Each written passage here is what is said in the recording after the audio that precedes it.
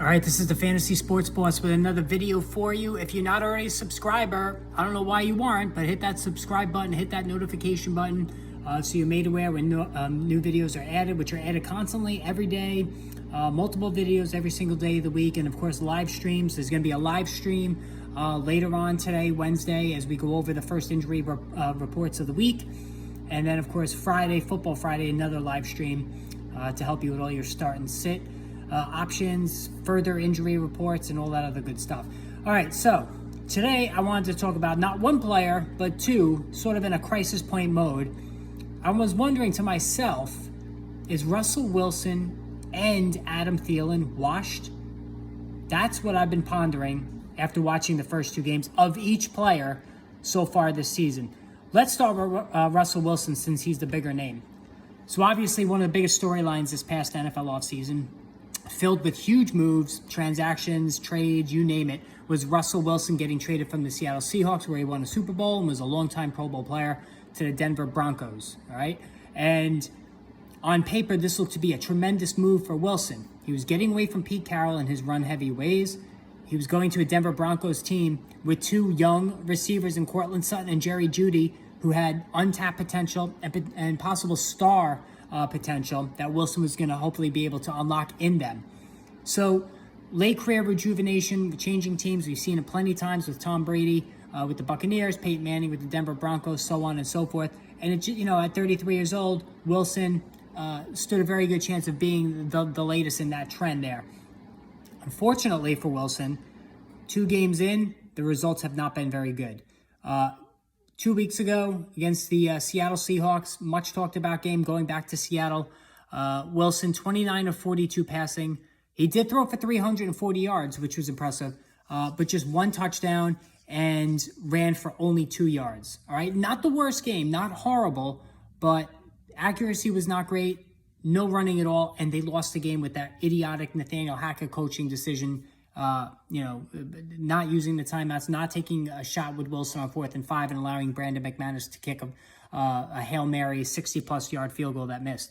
And then even more disturbing was this past Sunday against the Houston Texans. The Houston Texans of all teams. Wilson, 14 of 31 passing, 219 yards, 1 touchdown, 1 interception, and 3 yards rushing. So completes less than half his passes against the awful Houston Texans defense. And the Texans are awful as it is. 1 touchdown, 1 interception. And for the season, 5 total rushing yards. And this after Wilson ran for only 183 yards a year ago, but there were injuries. And, we thought, okay, maybe he wasn't feeling it. Last year in Seattle, he was dejected. He wanted to get out. Maybe he'll run again with Denver. Well, it certainly looks like the running aspect of Wilson's game is gone for good. Not a total surprise when you consider that he's moving towards his mid-30s.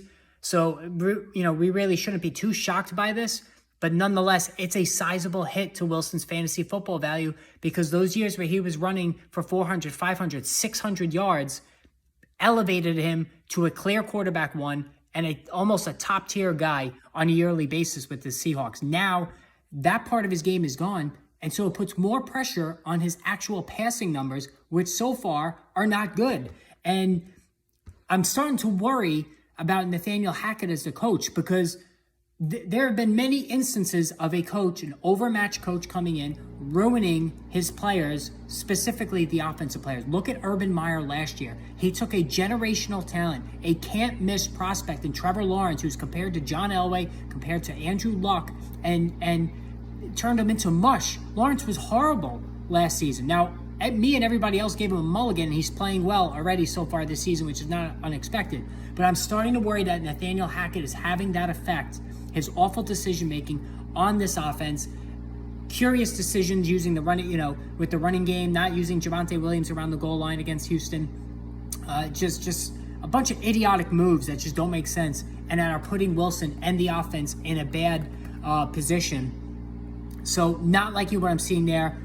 And the fact that Wilson's not running anymore, more of a stationary quarterback than ever before, that's not exactly his strength. A lot of Wilson's success as a Seahawk was rolling out, escaping pressure, throwing on the run. If his speed is diminished, as it looks like it is, that part of his game is not going to be there anymore. He's going to have to be a pocket passer where his smallish height is going to be a problem, and he's going to be exposed. And that could be what we are seeing to a certain degree. Now, I don't think Wilson's going to be horrible. I think ultimately he's going to find more comfort, and he's got, Jerry Jeudy's injured now, which is a problem.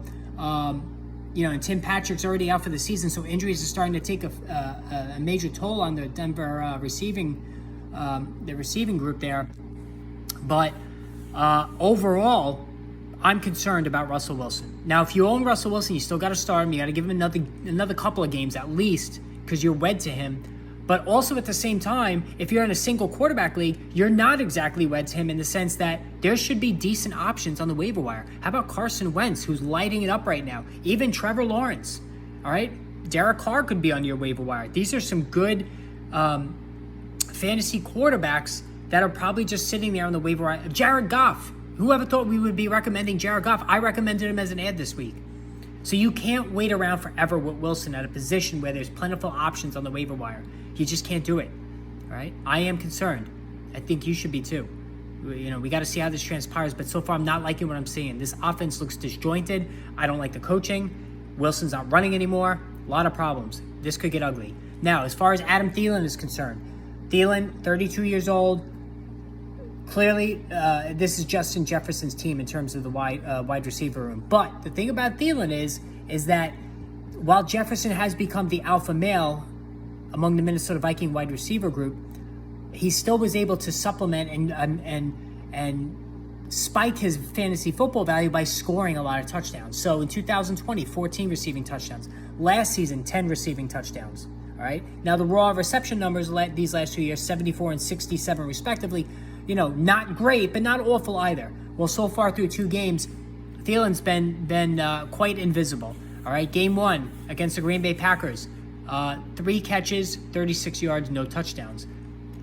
Last night, or 2 nights ago, Monday night against the Philadelphia Eagles, 4 catches, 52 yards, no touchdowns.